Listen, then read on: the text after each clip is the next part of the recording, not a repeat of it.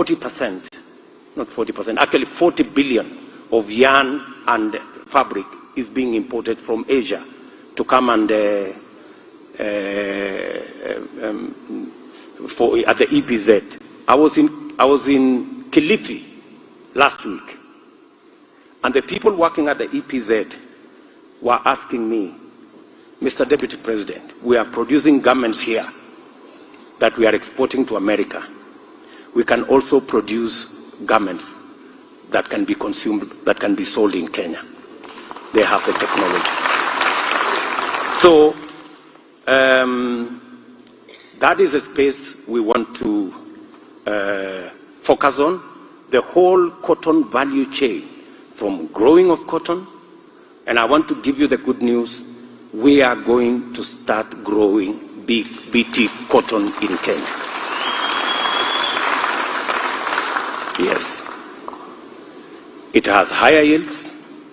It is more drought resistant. The trials have been done, and the trials are very good. They are showing that we have very good productivity, and therefore, one more time, we will have our cotton industry up and running, and we can push that industry to another 100 billion shilling industry. I can say the same of edible oil. It's another value chain that can give us jobs. It's another value chain that can give us jobs. I can say the same of electric motorcycles and electric cars. That's another value chain we can develop here because we have the market for it here. We have a market of 200,000 border borders every year. That's a market we can supply from Kenya. Let me leave that there.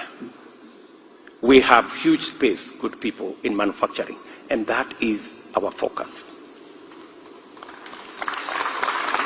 Number five, is the digital highway.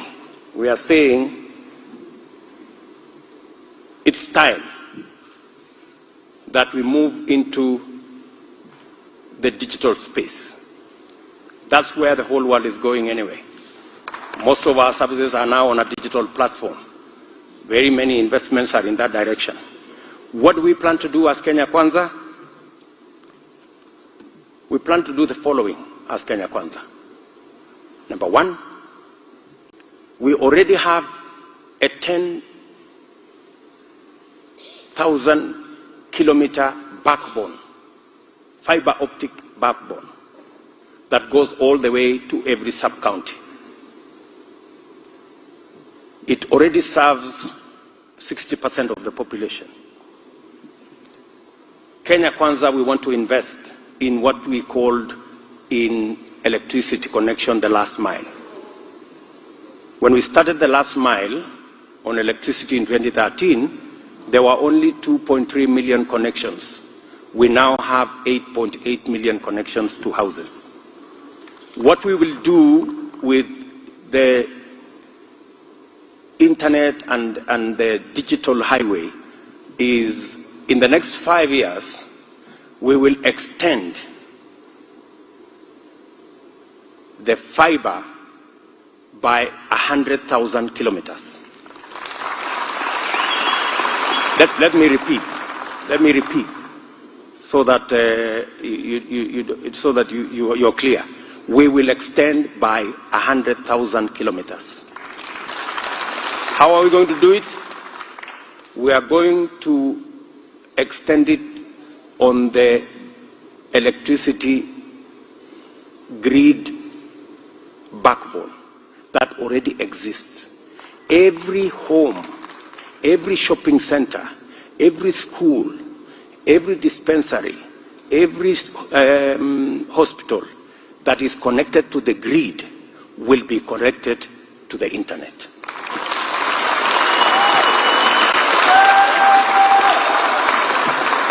And in 5 years, we will close the digital gap, and every Kenyan will have access to the internet.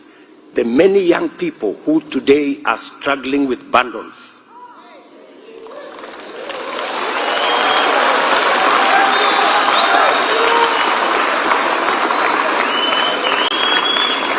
the many young people who want to do their thing on the internet, or to make calls, or to communicate, they will have an opportunity to do so with ease.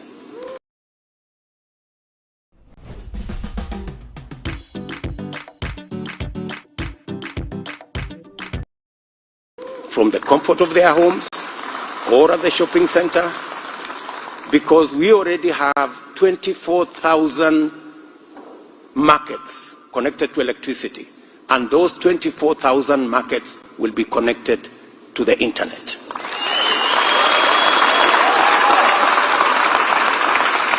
That will be the biggest revolution ever. We have the opportunity to create close to 5,000 new SMEs. Yes, sir. We have the opportunity to leverage on government delivery of government services. And we have the opportunity for online shopping and many other things that come with access to internet. And for your information, there is money to do it. We already have 15 billion shillings in the Universal Fund. So if we securitize the Universal, this whole program will cost about 40 billion. So if you have 15 billion, you can deliver the rest. It's as simple as that. There was a proposal by the Communication Authority to use the 15 billion to build a hotel.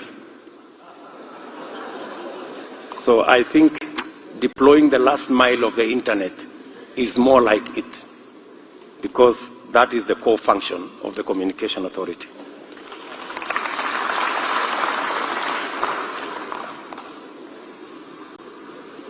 I have said, and let me repeat, every school that's on the grid, every hospital, every dispensary, every market that's on the grid will be connected. And the creative potential of our young people, the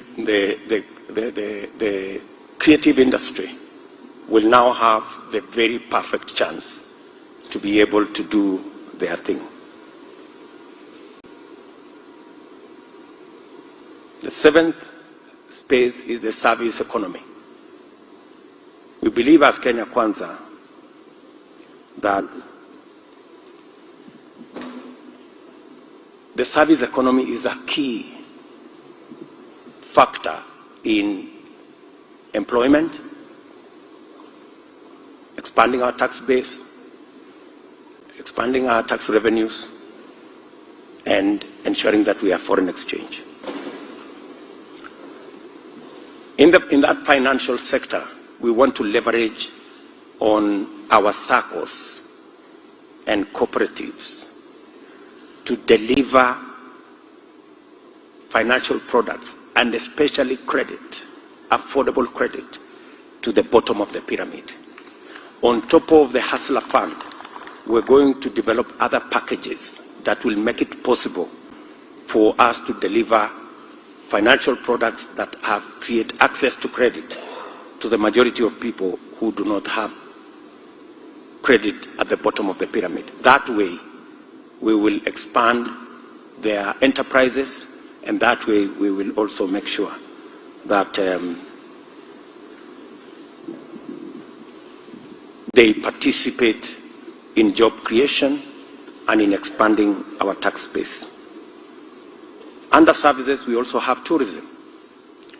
Tourism, we are stuck at 2 million visitors for a very long time.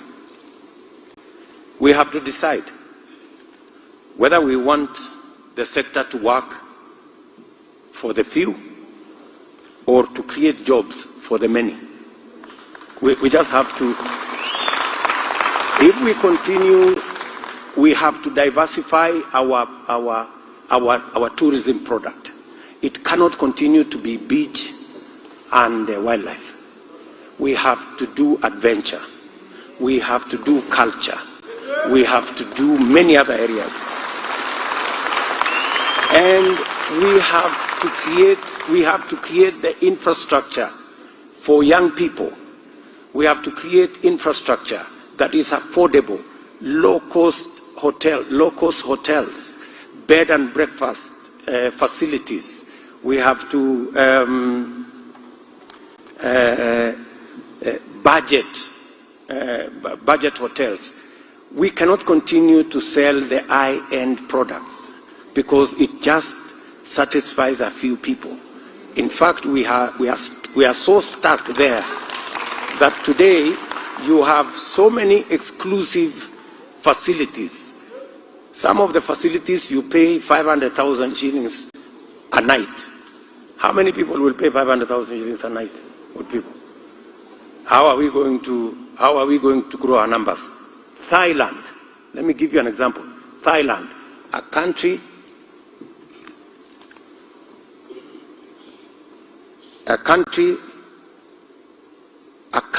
like, just like Kenya, our size, slightly more people, 70 million people, 50 million, 50 something million in Kenya.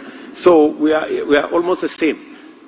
But they do 40 million tourists every year because they have created so many niches and they have made it possible for so many people to travel. We can choose to continue our tourism to be high-end, and we will be stuck at 2 million. But if we took it to 20 million, we will have more people working in hotels. We will have more people helping with the transport. We will have. So, in fact, tourism is the ultimate trickle-down model that is causing a problem in our country. We just have to turn it the other way around. It cannot continue to be the way it is. It doesn't matter what you get out of 2 million people. It's not the same as if we had 10 million people coming to Kenya. If we had 10 million people coming to Kenya, as a factor, they say for every tourist employs 3 people. So the numbers will add up. So we just have to change the model and do a better package. I know players in the industry sector may have issues with that, but I think it's time. I think it's time. Finally, let me talk about aviation. And I'm going to single out the sugar industry because that's where we have a huge crisis. But let me talk about aviation. Africa has 15% of the population of the world, but we have only 2% of air traffic, meaning that there is potential, there is huge potential for us in the air travel space. Kenya Airways was doing well up to a certain point. And I dare say that the problem with Kenya Airways and the financial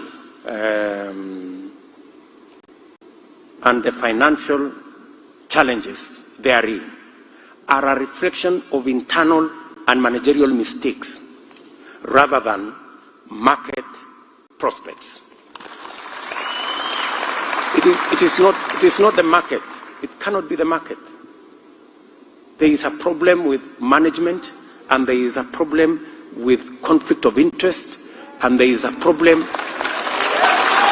that we all know. Being a national asset and being a strategic asset, Kenya Airways is not an asset we would want to let go at all. And therefore, it cannot also continue to be on life support forever. We have to agree.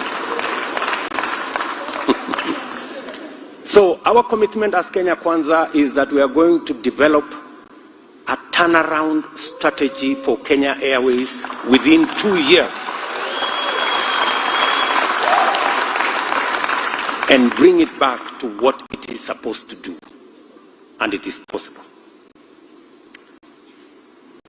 Our sugar industry, and I was in Mumias the other day, has suffered the brand of underinvestment. We have committed as Kenya Kwanza that aside from writing off all the debts that are owed by government, we are also going to negotiate to banks and other individuals with a view of paying them off so that we can make the factories in Mumias, in Zoya, and all the other government-owned factories free of debt. And then we can then inject new capital and ensure that we have modern facilities that will be able to deliver to our sugarcane farmers the same way the private mills are doing. It cannot be that all the private mills are doing well and all the government mills are making losses. It's not possible. There must be a structural problem. Let me also talk about sports, because it's an important sector for us. We are a great sporting nation, and we need to leverage our sports to do at least three things. Number one, to project our country and profile our country in a manner that we can leverage on the other sectors of the economy, number one. Number two, we must create a big sports garment industry out of Kenya, out of our sportsmen and women. Because everywhere in the world, if you said this shoe comes from Kenya, the sporting nation, you will get a premium price for it. And of course, we must make sure that the fund that we set up to deal with matters of sports infrastructure, which currently is being used to do other things, we have to ring fence that money. We collected, I think, 15 billion, but it was used to build hospitals instead of used to build sports infrastructure. All the resources coming from the fund must go to developing sports infrastructure. As I conclude, I want to talk about environment and climate change. We commit as Kenya Kwanza to grow 5 million acres of trees under agroforestry. We also commit to build industry out of solid waste. And we are going to begin with Sakaja in Nairobi.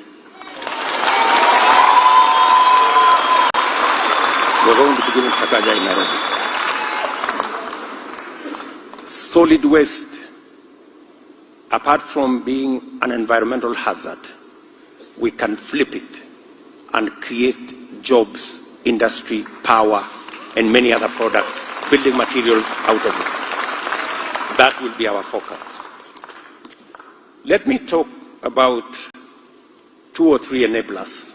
One of them is going to be healthcare.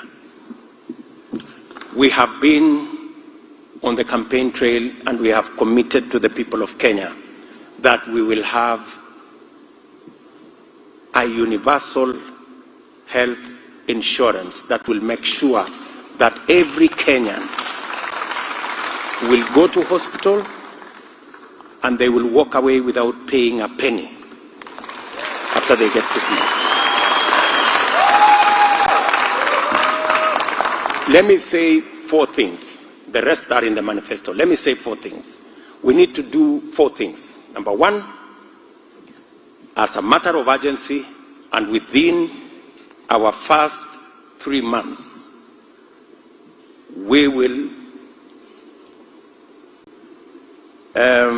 procure and put in place a state-of-the-art health integrated information management system that will make it possible for health records of every Kenyan to be portable, so that you don't have to write on paper every time, and you don't have to go for MRI here, and then you go to another hospital, you do another MRI.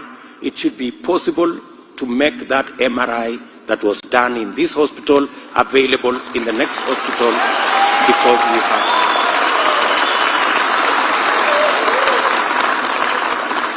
That will also assist us in making sure that we have information on the health of our country and how many people are in what category and what do we need to do, and even what kind of drugs we need to keep on our shelves. Secondly, we are going to sort out and establish a stakeholder-managed national procurement scheme for drugs to leverage on bulk purchase and also to bring transparency and accountability in public procurement of drugs to eliminate the KEMSA scandals.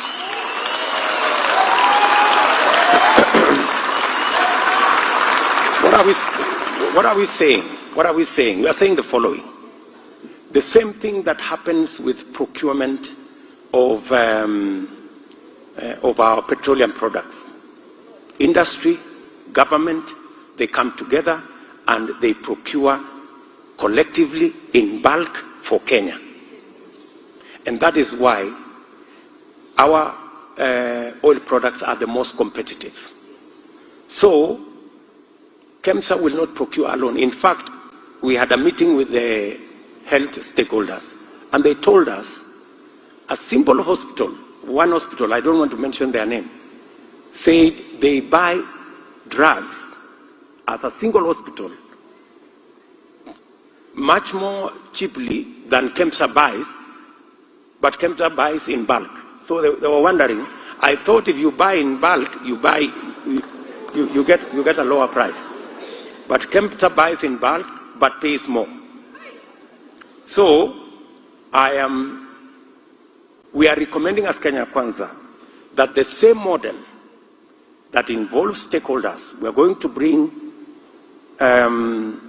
private hospitals, we are going to bring public hospitals, we are going to bring other players, and we purchase drugs for Kenya collectively, so that we eliminate all matters to do with transparency and we avoid the problems in KEMSA. We have committed, because we had meetings with health professionals and people in the professional sector, to deal with the challenge that currently exists between health professionals, and the counties and the national government. That space there is not tidy, and we have committed ourselves that we will resolve that space. Counties are saying they do not have the money. Give me some water, wait.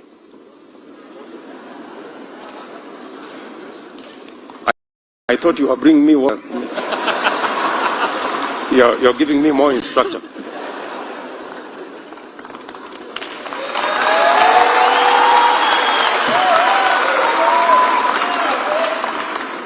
Thank you very much.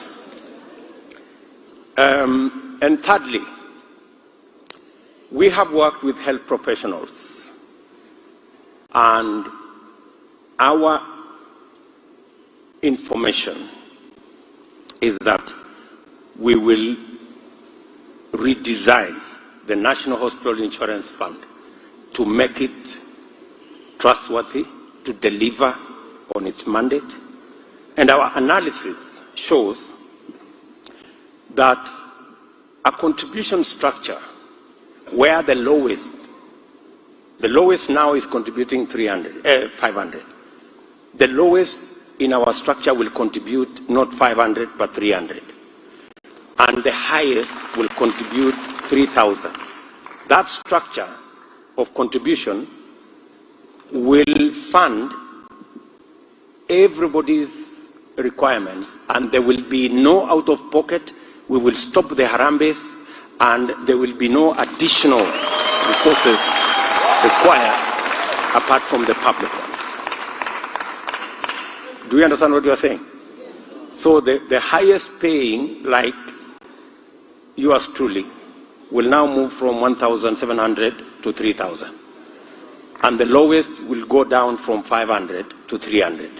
So that we can, that continuum, our estimate is that we will get a product that covers the 550 billion shillings we need to take care of our health requirements annually.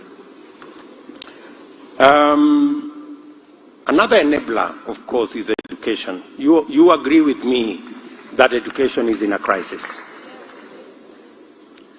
Education, especially higher education, is in a crisis. Most of our universities are struggling. In fact, most of our universities only get maybe 50%, maybe 55% of the money they require to be able to run the programs they run. And as a result, universities have 65 billion shilling debt to NHIF, to NSSF, to pay as you earn. So, in fact, the Auditor General said the other day, all our universities are technically insolvent. That's the sorry state of our universities. So, we have to rethink what we are doing with our higher education. The proposal we are making as Kenya Kwanza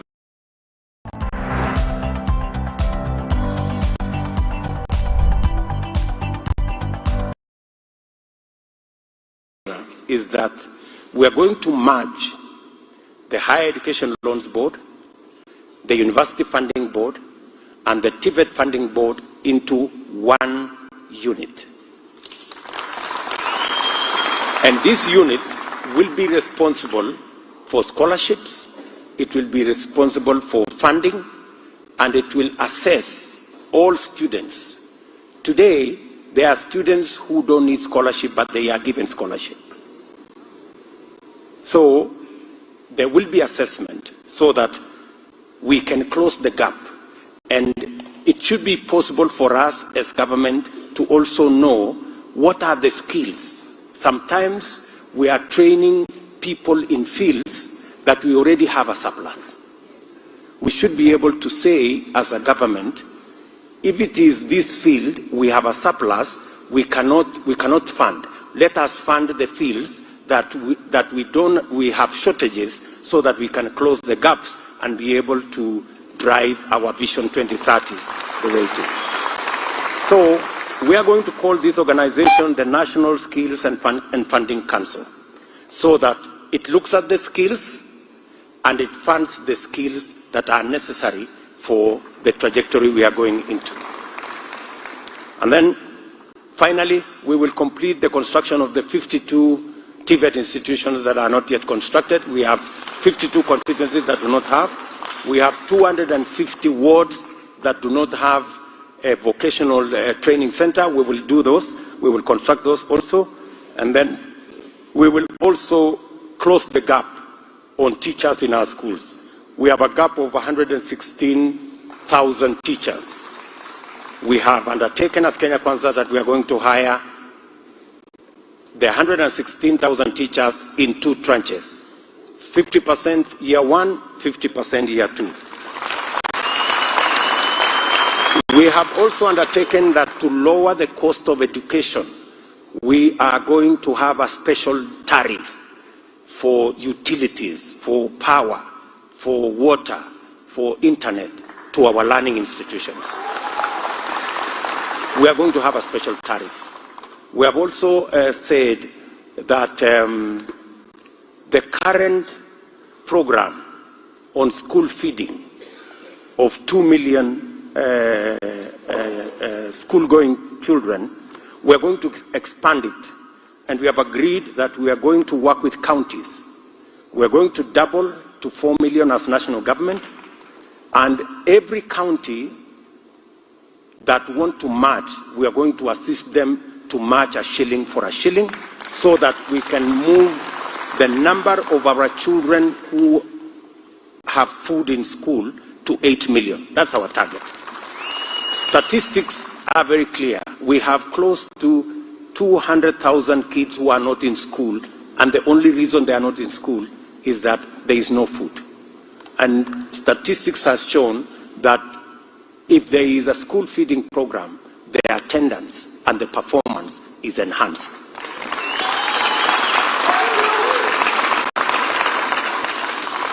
We have agreed with the teachers that delocalization will be at the place when you are being hired. If you want to work in another county, not a home county, you will be hired at that level, and you will be paid an allowance for walking away from home. We have also agreed that the teacher continuous career development that currently is paid for by teachers will be paid for by government going forward. Finally, our youth and women are the largest component of our plan. Apart from them being cutting across all these sectors, when we are talking about jobs, when we are talking about internet, when we are talking about all this, but specifically we had engagement with the young people of this nation, and we agreed with them that there will be a youth ministry.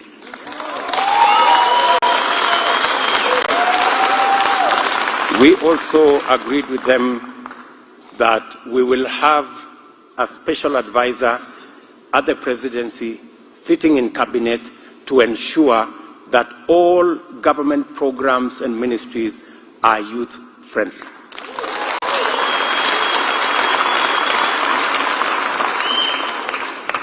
We also have a special charter with women, which we have signed. And we have agreed that 50% of the Kenya Kwanza cabinet will be the women of the Republic of Kenya.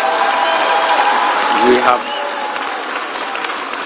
also undertaken that within 3 months we will have a mechanism, and within 12 months we will execute and attain the 2/3 gender principle that is provided for in the Constitution. And we have agreed that women and young people who have LPOs will become automatic beneficiaries of the Hustler Fund without any further requirements. Our persons living with disability, we had an engagement with them, and I see them around. And we agreed with them that all people living with disability will be enrolled in NHIF in the first 18 months. We also agreed that integrated schools to allow children living with disability to start interacting with the general public, to restore their confidence and self-esteem. We also agreed that we increase capitation of pupils living with disability by another 50% and set aside 15% of public funded bursaries set aside for pupils living with disability.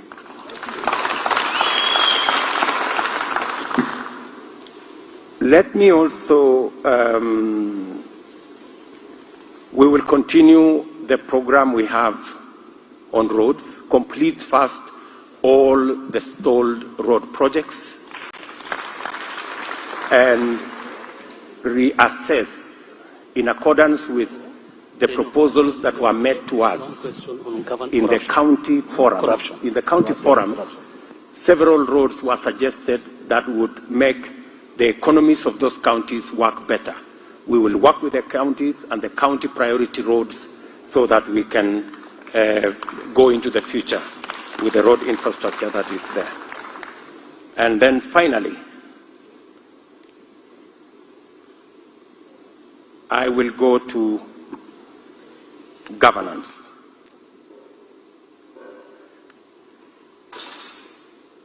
And before I go to governance, let me speak to something about water.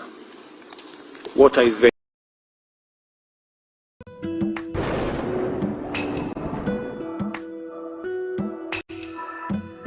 important as a principle.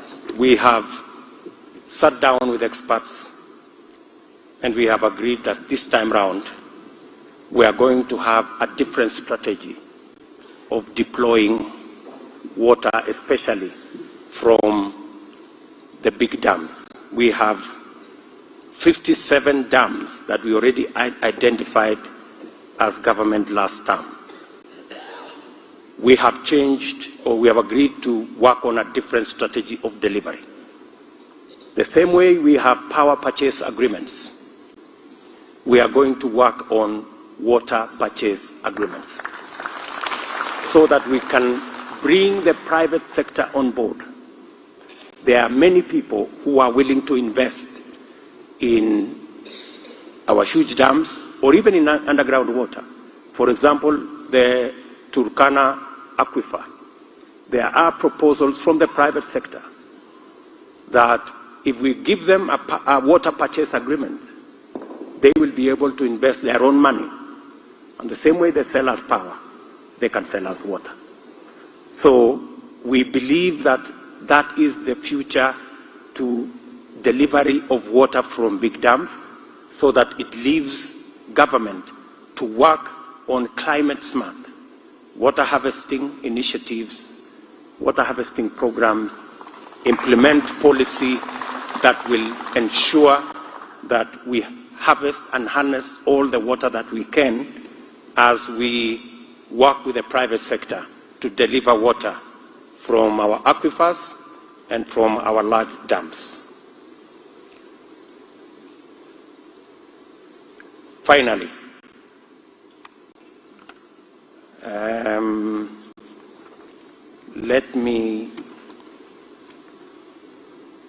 then I will take a few questions. Let me go finally to governance. We are the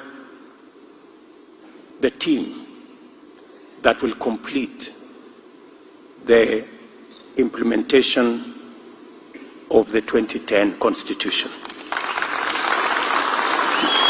We believe that rather than mutilate the Constitution for political expediency, there is a lot that needs to be completed in terms of implementing the 2010 Constitution.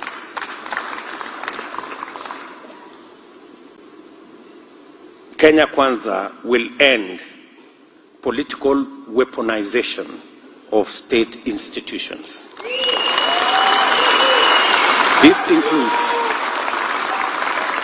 includes the criminal justice system, tax authorities, anti-corruption institutions, and the entire security apparatus.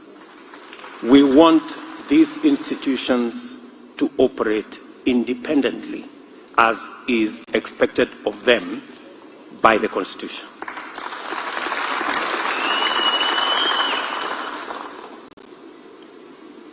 In our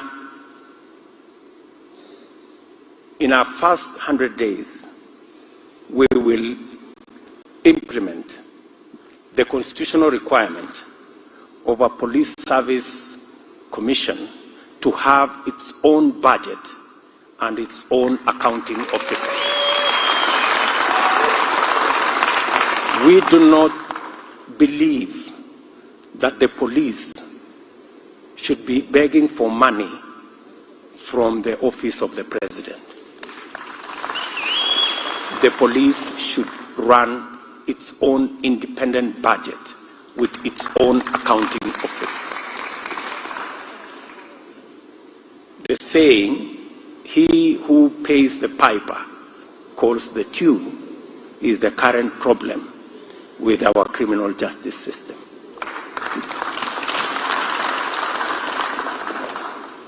We are also going to operationalize on our first day in office the Judiciary Fund, and as established by the Constitution. We believe the judiciary must be independent, operationally, constitutionally, and financially. The 2.5% of the budget required to run the judiciary will be made available to the judiciary, so that the judiciary can run its course, deliver justice, and do so in a timely manner. Because justice delayed is justice denied.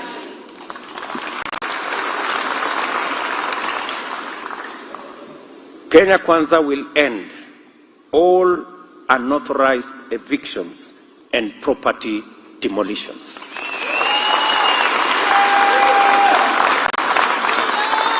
The kind of spectacle we see in Kariobangi and Korogosho is not only inhuman, it is unconstitutional. Yes, sir. And it should never be allowed to happen to any other country.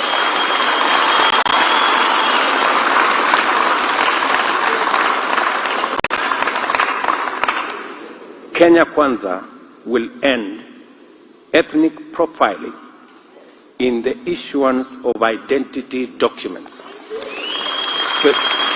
And we will specifically establish an administrative appeal tribunal to ensure a fair and transparent process in the registration of persons, with clear appeal procedure of not more than 14 days if a person is denied registration.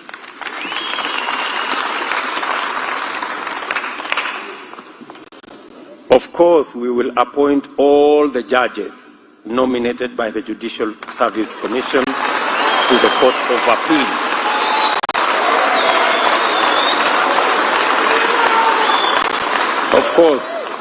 Of course we will. And we will do it within 7 days.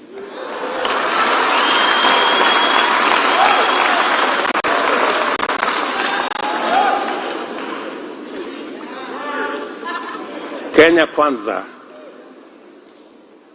will ensure that we respect, we protect, and defend freedom of worship.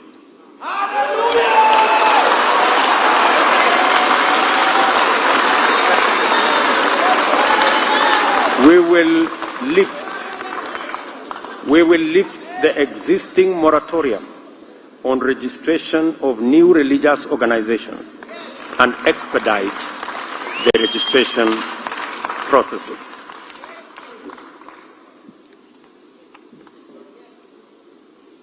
We will complete the transfer of all functions constitutionally earmarked as devolved functions to counties within 3 months.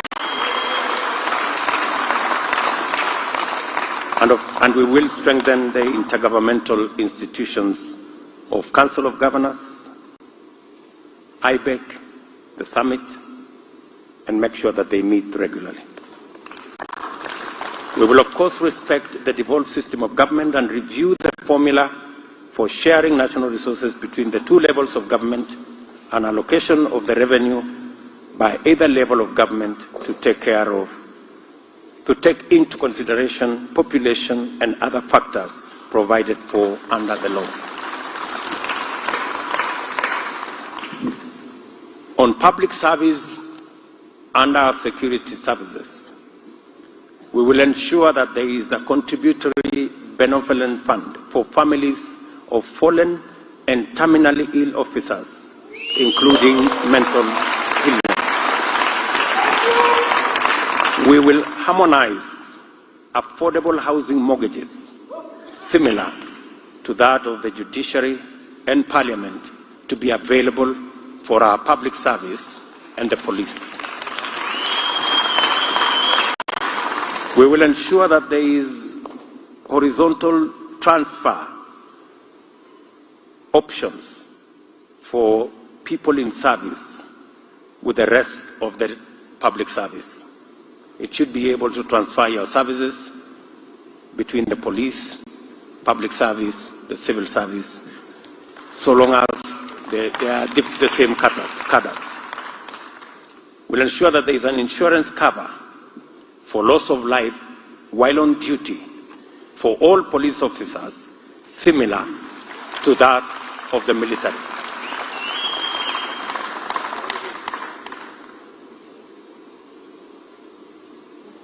Security sector reform is good for everyone, and police reform efforts must not be wound back. Therefore, we will ensure that within the first 100 days, the Kenya Kwanza administration will commission a review that will consider improvement of remuneration and terms of service for all officers in the security sector to be commensurate with the current cost of living. And finally, we will deploy robust, creative, and engaging foreign exchange policy to raise Kenya's profile as a regional anchor state and amplify our partnership with the rest of the world, including Africa, USA, China, Europe, United Kingdom, India, among other partners.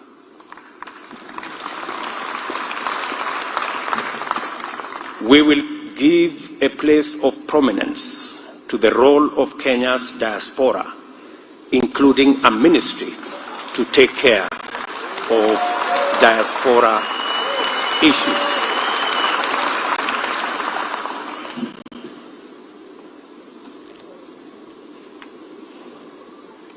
Kenyans are rightfully skeptical of lofty promises and seemingly well-crafted plans that never get implemented. We have developed this plan, well aware that this plan will stand or fall on implementation. We believe that the implementation plan outlined in this manifesto will demonstrate to Kenyans that this plan is rigorously appraised and financeable within the resources constraints that we face. Thank you very much.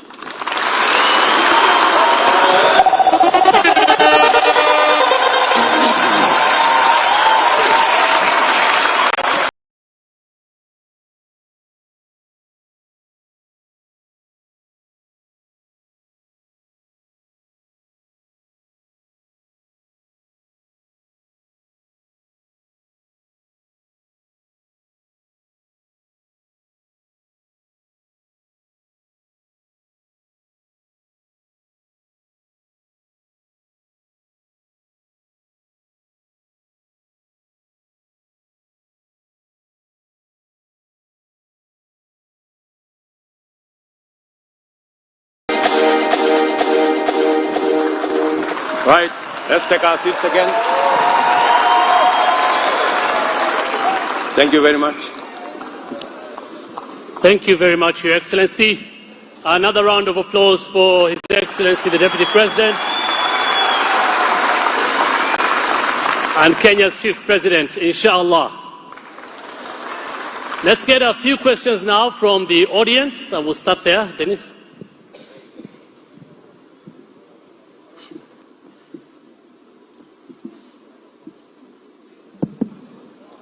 All right.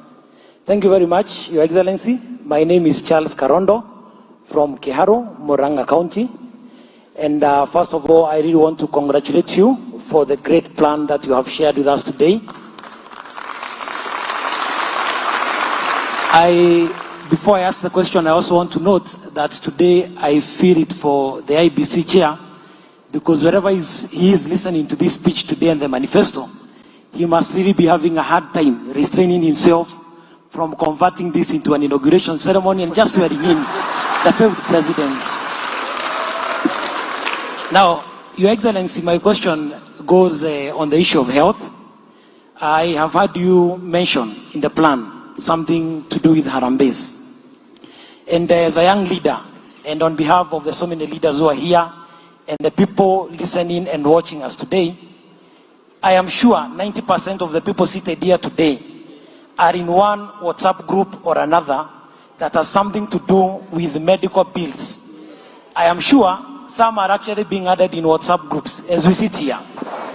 In our villages, Your Excellency, I am sure there are Harambes that are organized for this weekend for hospital bills that are in millions.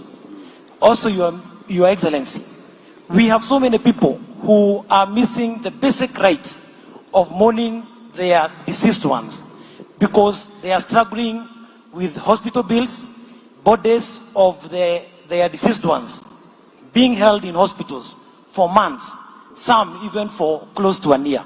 Now, Your Excellency, my question is, as a Hustler government, as a Kenya Kwanza government, what plan do we have?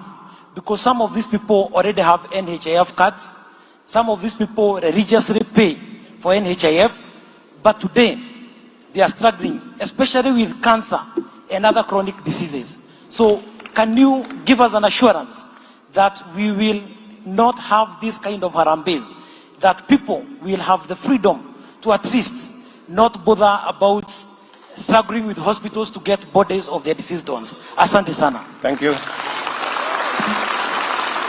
Thank you, my friend. Precisely the reason why we are discussing this matter.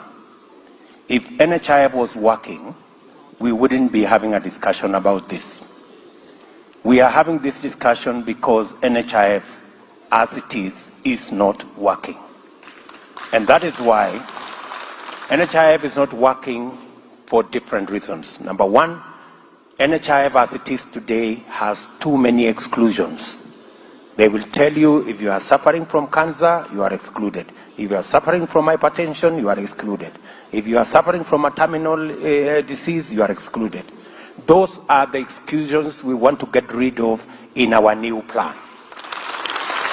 So that when you have the NHIF card, and for your information, it will be in, we have organized it in 3 layers.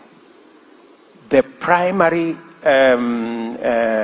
service, which will be in up to level 3 hospital, will be paid for fully by public resources. We've also made sure that we turn it around. Today, many people before even any diagnosis, they go to a level 4 hospital. We want to make sure that we invest more in preventing, going to the dispensary, going to the health center, and making sure there is medical personnel at the health center and there is medicine at the health center. The reason why people do not go to the health centers, and in fact, there is congestion in level 4 hospitals, is because there are no personnel in the dispensary. There is no medicine in dispensary. We want to make sure under this plan, and that is why we are saying we are going to have an integrated health management system that makes sure that every dispensary and every health center not only has staff, but also has medicine. If we did that, we would remove the congestion in Kenyatta National Hospital, because people with flu are now going to Kenyatta Hospital. People with minor injuries are going to big hospitals. So we want to remove the congestion, and that is the difference we are going to make by ensuring that we have a health management system that is integrated, and we also procure drugs in a manner that is going to give us leverage in terms of cost, and also ensure that the whole exercise is turned upside down. We do more of preventive and less of curative. At the moment, we are doing more curative and less preventive. And it's because of the structure of the current health provision system. Are we together? Thank you. Thank you. Thank you, Your Excellency. We have another question from that side. Okay, go ahead. Your Excellency, my name is Njokiwa Madira. I come from Madira constituency. I'm also a university student at JKUAT. So the digital era has transitioned our physical classes into online classes. Correct. And one of the main challenges that you're having is access to affordable internet. Good. You've talked about, okay, the strategies that you have on how we shall close the internet connectivity gap, but will this internet be affordable? Will it be possible to have cheap bundles? Then another question is on government websites. The government websites, they don't provide adequate information. What's your plan on that? For instance, if you log into treasury.go.ke, you can't even understand the difference between the State Department of Planning and State Department of Finance. The last question is on Hustler Fund. You promised to give us a Hustler Fund of at least 50 billion. Will this fund be accessible to university students? We want to do business. We want to be in a position to buy our own food and our own stuff.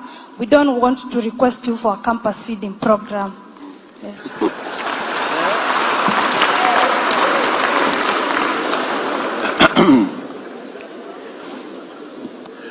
First of all, we will make sure under the program we have on the merger, we'll make sure that you get enough scholarship to buy food.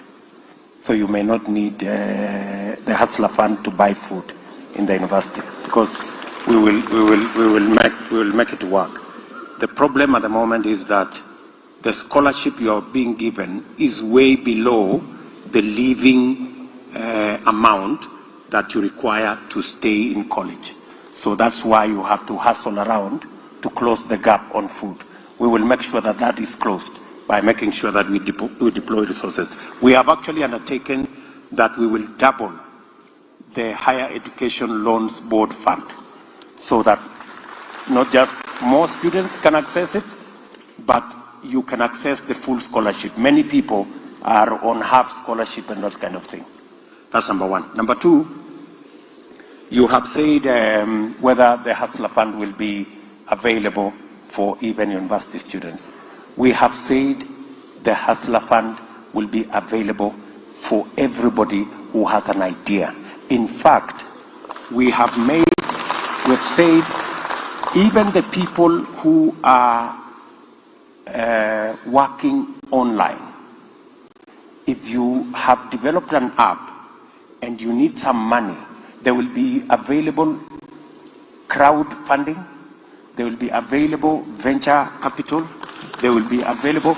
That Hustlers Fund will go all the way. In fact, we might ring fence a percentage of the Hustler Fund to help people in the digital space so that they can actualize their enterprises which are in the digital space. Bundles. If you go to a facility where internet is, there is internet, you do not need bundles. You know, we will make sure that, you know, what we are trying to do is the same way we do a road to a place. That is, we want to do, that's why we are calling it the digital superhighway. We want to make it available for free. In every market, in every school, in every hospital, in every, so long as there is connection to the grid, every place that's connected to grid, you will have internet available in that space. And it will be government funded. It will not be delivered by Safaricom. It will not be delivered by the telecom or the other facilities. It will be delivered by the government of Kenya. Okay, we have a question from this side. Thank you, Your Excellency. My name is Susan Mwende from Runyenjes constituency. The national chairperson was Super Ruto. My question is, what is your